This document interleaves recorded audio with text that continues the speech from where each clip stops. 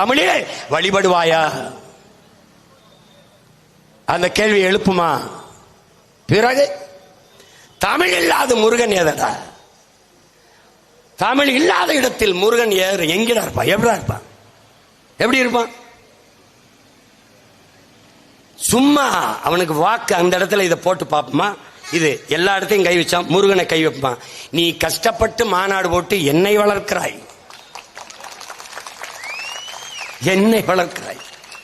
ஒரு நாட்டின் மதிப்புமிக்க ஒரு அமைச்சர் பெருமகன், உள்துறை அமைச்சராக இருக்கிற ஒரு பெருந்தகை ஐயா அமித்ஷா அவர்கள் மதுரையில் வந்து தன் கட்சி தோழர்களிடத்தில் பேசுகிறார்.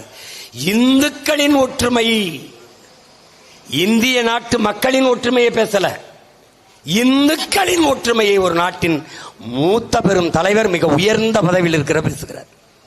நாட்டையும் நாட்டு மக்களையும் துண்டாடுகிற முயற்சியில் ஈடுபடுபவர்கள் யார் என்பதை அறிவார்ந்த தமிழ் சமூக மக்கள் சிந்திக்கணும். இவர்கள் யார் தெரியுமா? இந்துக்கள் ஒற்றுமை, பாரத மாதாக்கு ஜெய், இந்த ஜெய் ஸ்ரீராம் இதெல்லாம் பேசுகிற பெருமக்கள் யார் தெரியுமா? என் உடன் பிறந்தவனே யார்? இந்த நாடு அடிமைப்பட்டு கிடக்கிற போது இந்த நாட்டின் விடுதலைக்கு போராடியவன் எல்லாம் பாகிஸ்தான், பங்களாதேஷிலே இருக்கிறான்.